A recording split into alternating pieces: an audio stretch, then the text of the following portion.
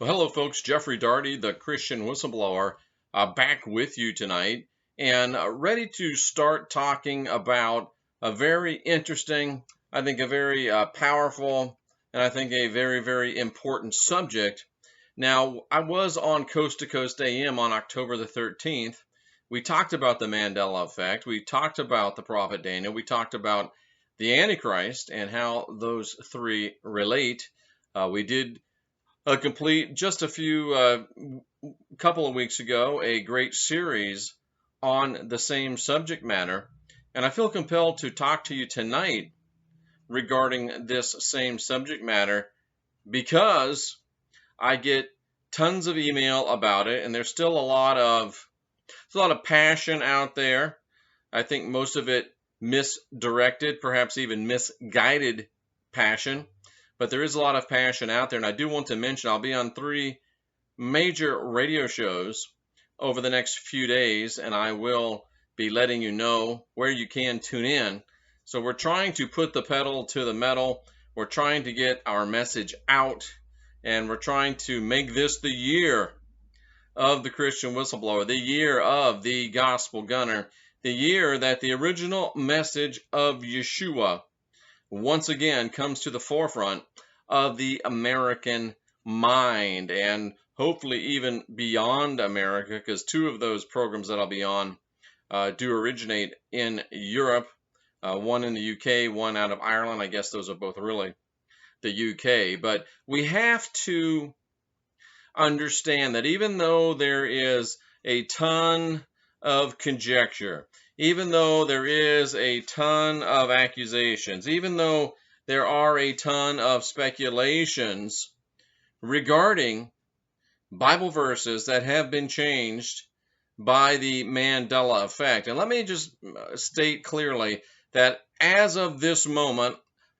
October 26, 2016, my studies have only confirmed to me that there are 2 Bible verses that I can put my reputation on the line as a scholar, as an expert, as an investigator, as a crypto-cultural anthropologist, as a studier of, a student of, and even a scholar of, based on my 100 plus hours of study in this realm. There's only 2 scriptures that I can wholeheartedly say, yes, I believe these 2 have been changed from in my lifetime.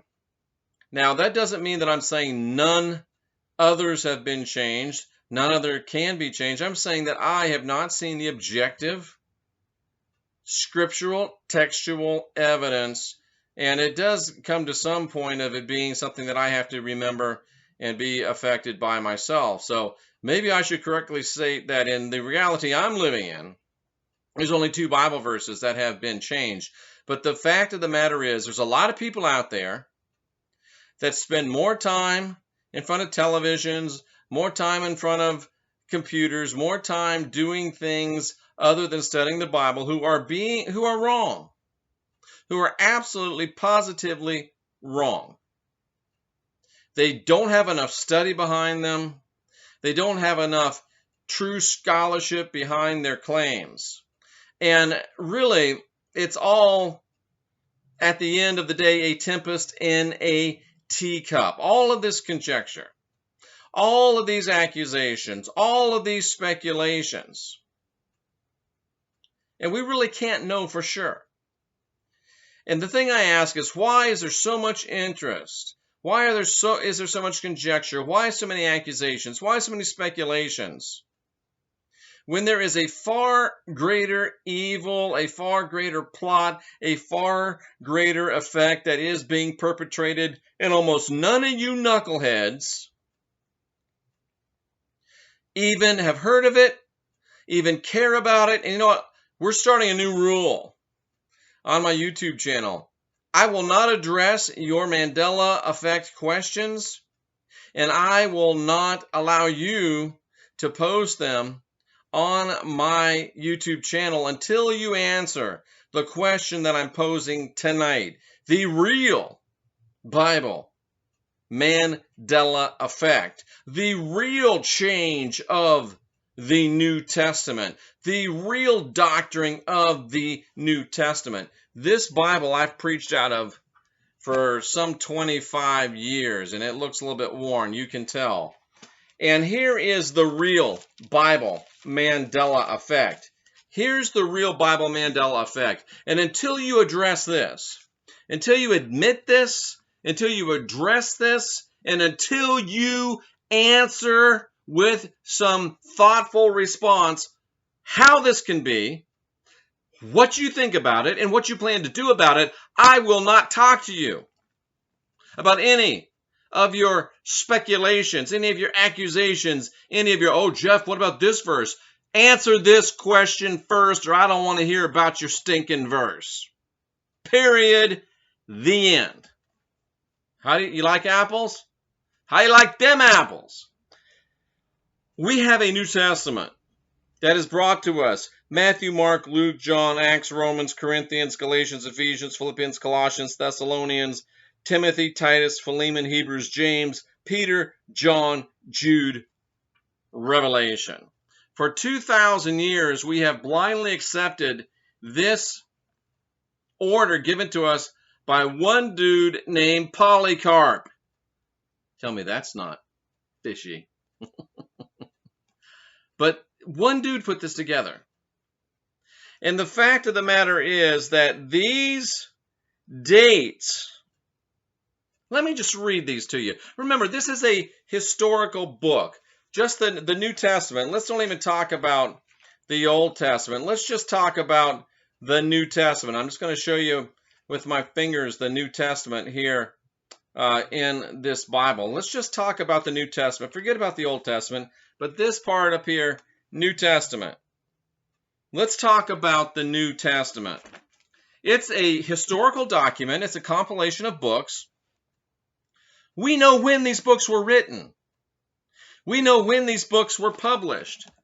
And after this, you will know. I don't know if I can read this or not, so I'm going to do the old guy thing. I'm going to pull out my magnifying glass. Here we go. Here is the order of the books when they were written as appears in your New Testament. And you tell me why this would be a historical document. We know when these books were written. Watch. Matthew was written in 66 AD. Mark was written between 57 and 63. Luke was written around 63. John was written between 85 and 90. Acts 65. Romans 58. Corinthians 57. Galatians 57. Ephesians 62. Philippians 62. Colossians 62. The two Thessalonian letters 52, 53. The letters to Timothy 67, 68. Titus 68, Philemon 62, Hebrews 68, James 47, Peter's books 60, 66, John's books in 90, Jude 66, Revelation sometime around 96 AD. Do you hear that? 66, 57, 63, 85, 65, 58, 57, 62. Why would someone put together a group of books that are supposed to show the development of the most holy and sacred writ ever given to humanity, the New freaking Testament, the complete and total revelation of the divine to man, the New freaking Testament, the NFT, the NFT, the New freaking Testament. They knew when they were written. They know when they were written. We know when they were written. You know when they were written. Why would you put together a group of books that you know when they were written and put them together in such pell-mell, mishmash, intentionally jumbled order?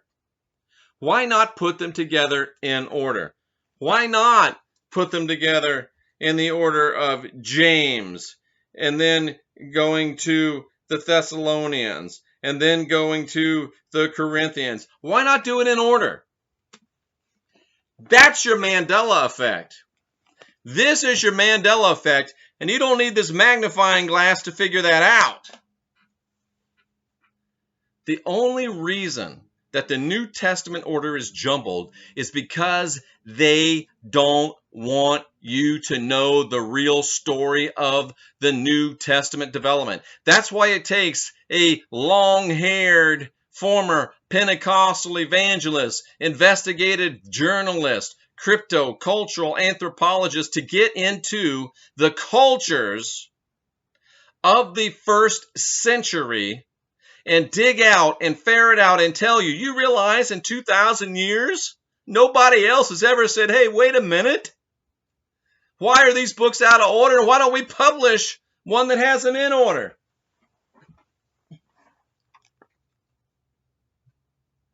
There it is. Am I the first person ever had this thought in 2,000 years? Deal with that Mandela effect. They have totally scrambled the entire New Testament so that you can't understand how it unfolded, why it unfolded, and the story that it tells. The New Testament, when read in its proper chronological order, shows a battle between the forces of Yeshua and his apostles and the apostles of Paul. It is a battle, it is a war for the hearts, the minds, and the souls, literally, of humanity. And you want to argue about whether this verse or that verse has been changed by the Mandela effect when you won't open your eyes and see your whole New Testament is a sham. Deal with that. That's the real Bible Mandela effect.